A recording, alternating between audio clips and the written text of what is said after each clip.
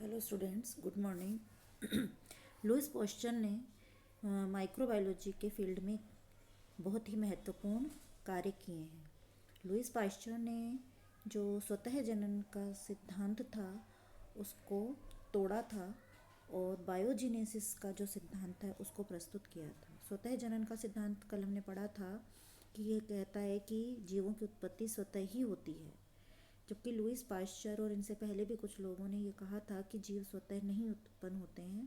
तो इनके लिए इन्होंने एक प्रयोग किया था जिसको कि श्वान नेक प्रयोग के नाम से जाना जाता है। इसमें कि एक उन्होंने फ्लास्क के गर्दन को गर्म करके एस शेप में इस तरह से जो है वो परिवर्तित कर दिया था।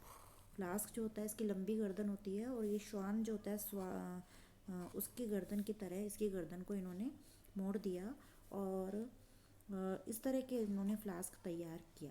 इससे पहले क्या किया, इन्होंने इसके अंदर एक मीट का टुकड़ा डाल दिया और फिर उसके बाद में इस गर्दन को इन्होंने एस शेप के अंदर मोड़ा और एक ऐसा साधारण फ्लास्क लिया जिसमें कि जो है मीट का टुकड़ा डायरेक्ट ही इन्होंने रख दिया।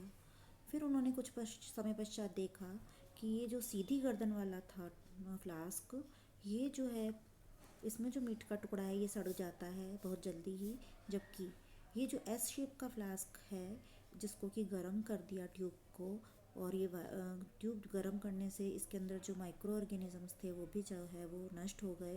ये जो है मीट का टुकड़ा इसमें जब रखा गया तो ये बहुत लंबे समय तक ख़राब नहीं हुआ, एज इट इज़ ये रहा। तो इसके बाद में इन्होंने ये जो है बायोजेनेसिस का सिद्धांत प्रस्तुत किया कि जीवों की उत्पत्ति जो होती है वो पूर्व में उपस्थित जीवों के द्वारा ही होती है। तो इस श्वान नेक के अंदर से जब यहाँ पर कोई चीज़ आई तो इसको यहाँ से यहाँ जाने के लिए अवरोध मिल गया। यहाँ पे क्या हुआ, इसका बैरियर का काम किया इसने, जबकि इसमें सीधे ही एयर से माइक्रो ऑर्गेनिजम्स इसके अंदर चले गए, बैक्टीरिया वगैरह, और इस मीट के टुकड़े को उन्होंने सड़ा दिया। जबकि इसमें प्रवेश करने पर इसमें बैरियर लग गया तो वो इनके लिए आसान नहीं था, इसलिए जो है या पहले ये गर्म हो गया था तो गर्म होने के कारण यहाँ पर जो माइक्रो ऑर्गेनिजम्स थे वो पहले ही मर गए और नए माइक्रो ऑर्गेनिजम्स में प्रवेश इजीली नहीं कर पाए, इसलिए ये बहुत लंबे समय के बाद सड़ा। तो ये जो है बायोजेनेसिस का सिद्धांत जो है ये लुईस पाश्चर के द्वारा प्रस्तुत किया गया था। स्वतः जनन के सिद्धांत को इन्होंने तोड़ दिया था और बहुत जो है इनका जो है विज्ञान के जगत में माइक्रोबायोलॉजी का ये बहुत ही बड़ा योगदान साबित हुआ। इसके बाद में किण्वन की प्रक्रिया आपने सुनी होगी, ये भी लुईस पाश्चर के द्वारा बताई गई। फिर किण्वन क्या होता है, इन्होंने देखा कि मदिरा जो होती है, शराब जो होती है, कुछ समय पश्चात खट्टी हो जाती है। खट्टी क्यों हो जाती है, तो इसका जब इन्होंने कारण ढूंढा और इसको माइक्रोस्कोप में देखा तो इन्होंने इसके अंदर भी छड़ जैसे इस तरह के छड़ जैसे बैक्टीरिया इन्होंने इसके अंदर चलते हुए देखे।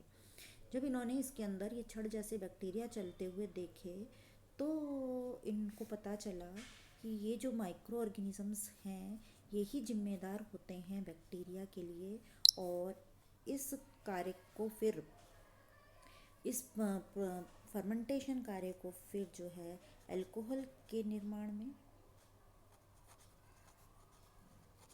अल्कोहल के निर्माण में काम में लिया गया। फर्मेंटेशन की प्रक्रिया को बहुत सारी विनेगर बनाने में काम में लिया जाता है, इसको बहुत सारे अन्य केमिकल्स के निर्माण में ये फर्मेंटेशन की प्रक्रिया आज की तारीख में हम काम में लेते हैं और ये बहुत ही महत्वपूर्ण उपलब्धि है। इसके बाद में पाश्चराइजेशन की प्रक्रिया भी लुईस पाश्चर के द्वारा एक और महत्वपूर्ण जानकारी दी गई, खोज की गई। पाश्चराइजेशन, दूध की थैली आप लेके आते हो, इसके ऊपर लिखा होता है पाश्चराइज्ड मिल्क।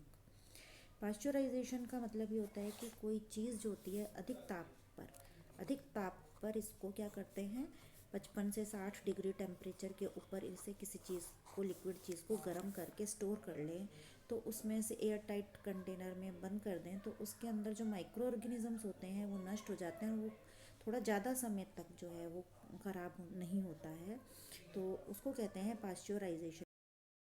तो ये डेयरी प्रोडक्ट्स के अंदर पाश्चराइजेशन की प्रक्रिया का बहुत ही महत्वपूर्ण सदुपयोग हुआ और डेयरी उत्पादों को स्टोर करने से पहले उनको पाश्चराइज्ड कर लिया जाता है जिससे कि वो ख़राब ना हो।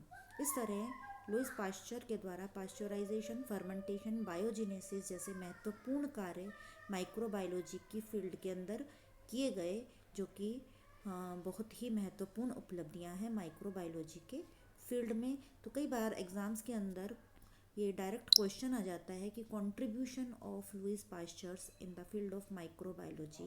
यहाँ लुईस पाश्चर ने सूक्ष्मजीविकी के विज्ञान के क्षेत्र में क्या क्या कार्य किए हैं उनका वर्णन करिए। तो आप इस प्रश्न के उत्तर में ये सारे पॉइंट्स जो हैं वो अच्छे से वर्णन करिए।